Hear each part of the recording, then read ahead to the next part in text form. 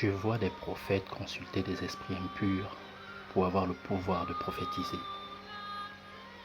Nous sommes le 4 octobre 2019 lorsque je reçois du Saint-Esprit une vision concernant certains prophètes.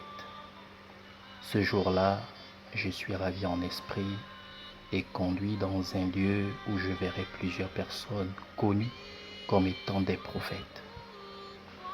Ils allaient consulter certains esprits impurs pour obtenir le pouvoir de prophétiser. Je les ai vus donner beaucoup d'argent à ces esprits impurs pour recevoir cette capacité surnaturelle. Et le Saint-Esprit me dit, le pouvoir de prophétiser vient du Seigneur et ne peut être acheté. Dieu le donne à ses prophètes qu'il a appelés à son service. Ces personnes qui se faisaient passer pour des prophètes ne l'étaient pas du tout. Elles n'avaient jamais été appelées par le Seigneur Jésus-Christ pour occuper cette position. Conséquence, elles étaient dans l'incapacité de prophétiser comme les vrais prophètes du Seigneur. Ces hommes que plusieurs considèrent comme des prophètes ont dû s'offrir les services des esprits impurs pour obtenir ce pouvoir. C'est du moins ce que le Seigneur, par le Saint-Esprit, m'a révélé pour vous avertir.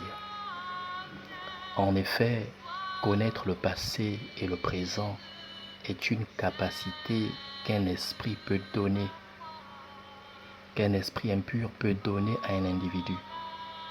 D'ailleurs, dans le livre des Actes des Apôtres, chapitre 16, verset 16, nous voyons bien cet esprit à l'œuvre. Il opère comme un authentique don de prophétie ou de prophète. De même, dans le livre d'Apocalypse, chapitre 2, verset 20, le Seigneur Jésus-Christ nous parle de l'esprit de Jézabel, qui donne des prophéties dont l'unique but est d'égarer le peuple de Dieu.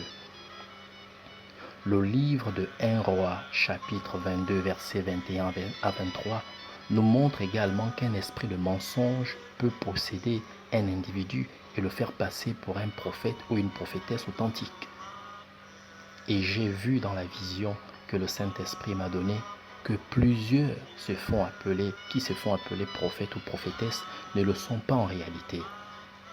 J'ai vu que ces personnes travaillent avec des esprits impurs à qui elles donnent de l'argent en contrepartie, des offrandes en contrepartie.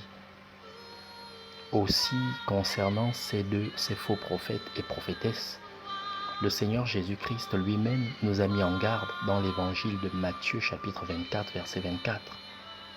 Par ailleurs, par la bouche de l'apôtre Jean, dans le livre de 1 Jean chapitre 4, le Seigneur Jésus-Christ nous ordonne d'éprouver les esprits car il en va de notre salut. Nous devons donc éprouver ceux qui se disent prophètes et prophétesses. Est-ce que leur message nous rapproche davantage du Seigneur? Nous amène-t-il à chercher le Seigneur et à nous attacher à lui par une vie de sainteté et d'obéissance à sa parole? Ou bien leur message nous éloigne du Seigneur, nous amène plutôt à les vénérer eux, à les adorer, à les craindre? Dans tous les cas, l'esprit de discernement doit être notre partage en ce temps de la fin, pour nous aider à reconnaître le vrai du faux, toujours dans le but de mettre en garde son peuple contre les faux serviteurs de Dieu. Le Saint-Esprit va me transporter dans une autre vision le 25 décembre 2019, c'est-à-dire 2 mois après la première vision. Dans cette vision, je me retrouve au Ghana, dans une grande cérémonie d'ordination de 2 nouveaux pasteurs. L'homme de Dieu qui doit les ordonner est quelqu'un de très connu et considéré comme un père par plusieurs. Alors que mes yeux sont fixés sur ce dernier, je constate qu'il tient dans l'une de ses mains une espèce de bois, mais qui en réalité est une bougie transparente. Les gens en regardant voyaient un bois, mais moi je voyais plutôt une bougie qu'il agitait. Je constaterai qu'il tirait son pouvoir de cette bougie. il va remettre une bague à chaque pasteur et il va crier en disant, vous voulez la puissance? Alors prenez-la. Aussitôt avec son bois, il touche les bagues et il y a comme un transfert de puissance entre le bois qu'il tenait et les bagues qu'il avait remis au pasteur. Et lorsque les pasteurs toucheront ces alliances ou ces bagues, ils rentreront en transe. La vision prit fin. Le Saint-Esprit m'expliqua que tous ceux qui se font appeler hommes de Dieu ou femmes de Dieu ne le sont pas en réalité. Plusieurs travaillent avec des talismans, avec des instruments qu'ils ont reçus du monde des ténèbres. Ça peut être une bague, ça peut être un objet qu'ils ont toujours sur eux, qu'ils portent toujours sur eux et qui vient du monde des ténèbres. Ils sont animés d'un esprit qui n'est pas le Saint-Esprit. C'est pourquoi, frères et sœurs, nous devons redoubler de vigilance et ne pas nous laisser séduire par des enseignements ou des miracles qu'ils font au nom du Seigneur. Nous devons discerner pour ne pas succomber à leur charme, à leur envoûtement. Mais pour y arriver, le Saint-Esprit et la méditation de la parole de notre Sauveur Jésus-Christ sont plus que jamais nécessaires, voire vitales.